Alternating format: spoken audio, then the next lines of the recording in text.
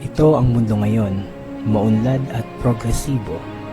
Ang kaunlaran na ito ang nagbibigay sa tao ng trabaho upang matugunan niya ang kaniyang mga pangangailangan tulad ng damit, pagkain at tirahan.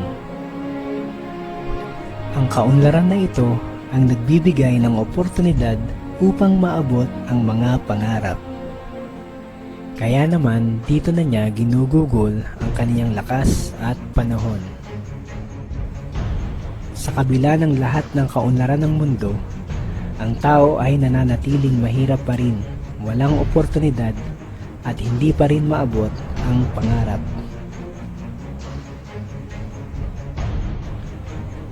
Ito ang maling sistema na minanalang natin at maaari din nating ipamana sa kasunod na henerasyon. So, ba't ka nagtitinda? Wala po. Nagtinda lang po. Para sa pagkain mo. Para po sa pag-aaral po. Ilang klase po. Para sa pag-aaral. Ang maling sistemang ito ang nagpapahirap at umaalipin sa tao. Ngunit ito ang sistemang lalong nagpapayaman sa mga mayayaman at makapangyarihan. Ito'y mali, dapat makalaya ang tao. Paano makakalaya?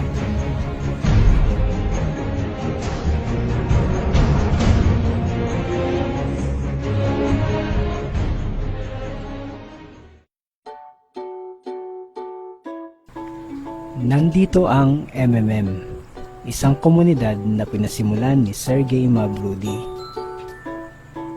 Ito ay samahan ng mga tao sa buong mundo na nagtutulungan sa pamamagitan ng pagbibigay ng donasyon upang magkaroon ng patas na pagpapalitan ng pera. Nais mo bang makalaya at makaahon sa maling sistema? Handa ka na ba sa pagbabago? Gusto mo ba ng patas na komunidad? Inaaniyahan kita na sumali sa aming komunidad. Wala namang mawawala sa iyo, di ba?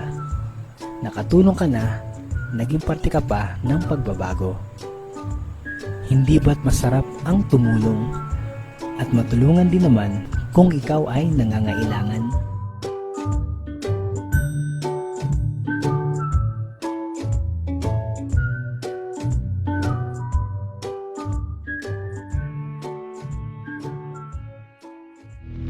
Sama-sama nating baguhin ang mundo.